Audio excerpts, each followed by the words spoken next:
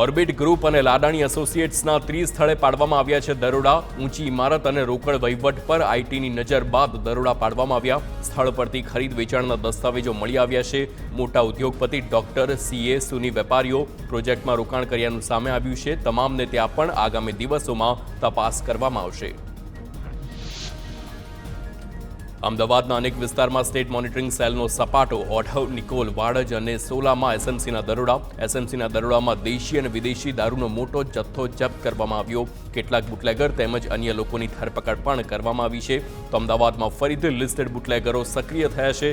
શહેરમાં અનેક સ્થળો પર દારૂનું વેચાણ થઈ રહ્યું છે.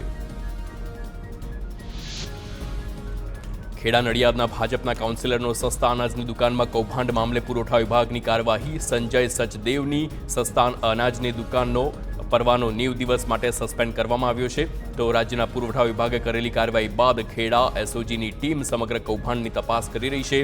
પુરવઠા વિભાગે 1100 જેટલા લાભાર્થીઓ પૈકી આશરે 500 જેટલા લાભાર્થીઓના નિવેદન પણ લીધા છે.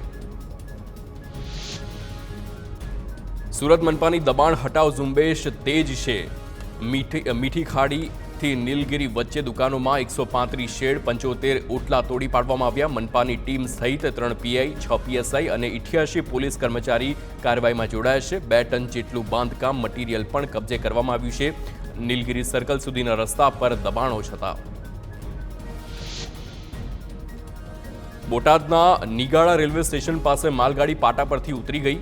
પીપાવાવથી અમદાવાદ તરફ જઈ રહી હતી માલગાડી. રેલવે સ્ટેશન પરના મુસાફરો માટે બોટાદ એસટી ડેપોથી 3 બસ મૂકવામાં આવી. માલગાડી પાટા પરથી ઉતરી જતા ટ્રેન વ્યવહાર ખોરવાયો.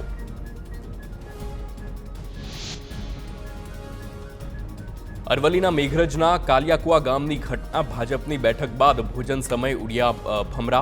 અચાનક ભમરા ઉડતા અફરાતફરીનો માહોલ જોવા મળ્યો. ભમરાથી બચવા લોકોએ રસ્તા પર મૂકી દોટ. કેટલાક લોકો વાહન નીચે સંતાયા તો ભમરાએ 30 જેટલા લોકોને ડંખ માર્યા. 15 લોકો સારવાર માટે લઈ જવામાં આવ્યા.